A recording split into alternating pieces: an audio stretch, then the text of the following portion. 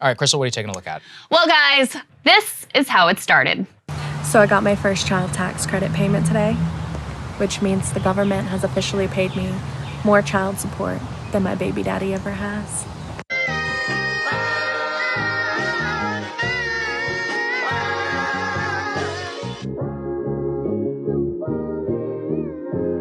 Camera so fat you can see it from the back. Go babies, go babies, go babies, go babies. You gon' make me need bail, know that. Not even with your friend, you ain't even have me lying on you. Know that, got me.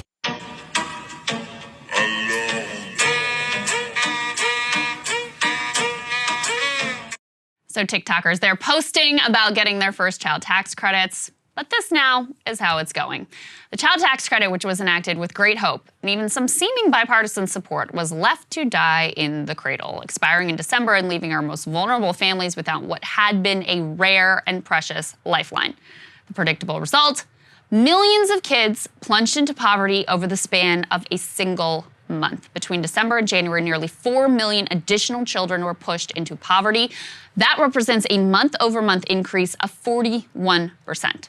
We should be horrified at our nation's callousness, how easily we're distracted by shiny objects of CRT debates or AstroTurf podcast controversies, that we barely notice when something so critical to millions of children is pulled.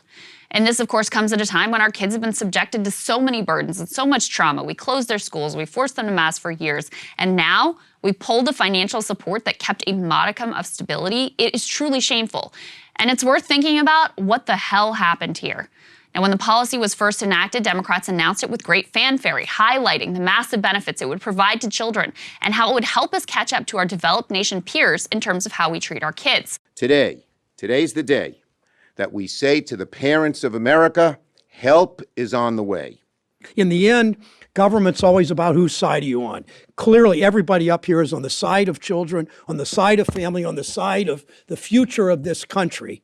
In the United States of America, where we have the moral obscenity of the highest child poverty rates amongst our peer nations, we are finally doing something significantly to cut that rate of child poverty in half and ending the savage injustices that are heaped upon families. This is an incredible, historic day.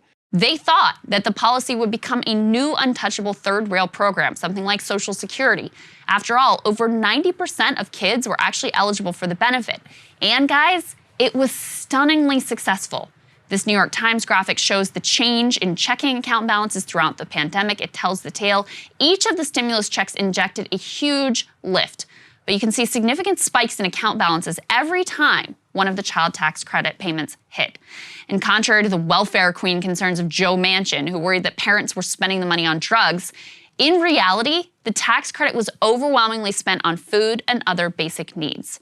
This study from the Center on Poverty and Social Policy at Columbia University found that the most common uses of the money were for food, essential bills, housing, and school expenses. What's more, childhood hunger fell 24%. They also found that the credit had no impact on whether or not people were working. There was literally only upside.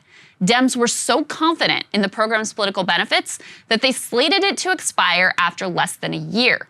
They calculated that there would be a public uproar if it expired, and either Republicans would be cowed into going along with it, or the Republicans would find themselves on the wrong side of a politically potent issue with Democrats riding to the rescue. Democrats could then hold themselves down as saviors to America's families, giving voters a potent reason to keep them in power in the midterm elections.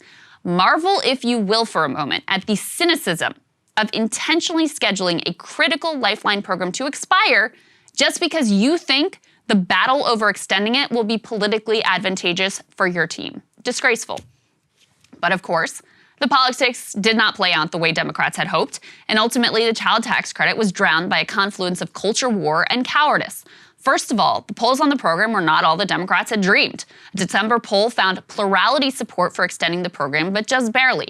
According to Morning Consult, 47% wanted a year-long extension, while 42% disagreed, and a majority of voters stood against a permanent extension of that credit. But As is often the case, the polls may not have really captured public sentiment about the program or the politics of its expiration. As I showed here last week, voters who were receiving the benefit abandoned Democrats in significant numbers once that benefit went away. People are funny. If they're asked in the abstract about cash payments, they may think of those who they imagine as undeserving of such support. But when their own worthy household is denied that check, there's hell to pay. Not to mention, opposition to the program came from groups that did not benefit from it. So they didn't have much of a stake in the fight, and they were unlikely to determine their vote based on it. But for the families that desperately depended on those payments, the child tax credit checks may have become their top issue and a huge deciding factor in who they would vote for or whether they would vote at all. You can see a similar dynamic right now with pandemic policies. Overall, the public actually still supports some level of continued restrictions. But the people who are opposed to those restrictions are much more invested in the fight and likely to vote based on their pandemic stances. Unfortunately, though, the backlash to the end of these checks has been really quiet. There's no trucker convoy shutting down auto plants and occupying American streets to make sure that kids have enough to eat. It's not an easy culture war fight, so none of our usual outraged generation machines on cable news or social media are geared up to create a public spectacle around it. The people who depended on the credit and who entertained for a moment that maybe the DC political class could actually do something for them, they are now returning to their previous long-held cynicism.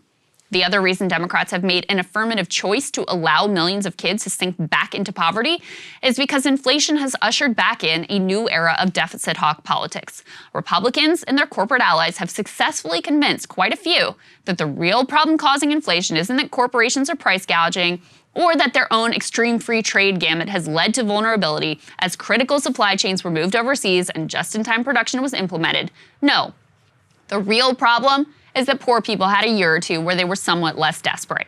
The White House has tacitly bowed to this message. After all, they supported the end of all pandemic programs. They didn't fight to extend pandemic unemployment benefits. They are set to restart student loan payments. And they can't even decide whether or not it's a good idea to point out that corporations are using inflation as an excuse to further jack up prices. Jeff Stein recently reported on the divide in the White House over whether to lean into the populist economic message that corporate price gouging is screwing over Americans. So, they're not comfortable calling out corporations, but they are comfortable fighting inflation by robbing our kids of the ability to have regular meals and the lights on in their home. What a disgrace. Of course, everyone already knows that as a result of these choices and a whole lot more, Democrats are on track for a historic shellacking. And this too has shifted the ground here in Washington. For Democrats, now isn't time to actually pass policy that helps people. It's the time to find a scapegoat for those coming losses. The left will once again serve in the role as whipping boy, blamed for the party's focus on culture when, as I laid out last week, it's the woke corporatists who dominate the professional ranks of the party that are wholly responsible for the current embrace of hollow identitarianism.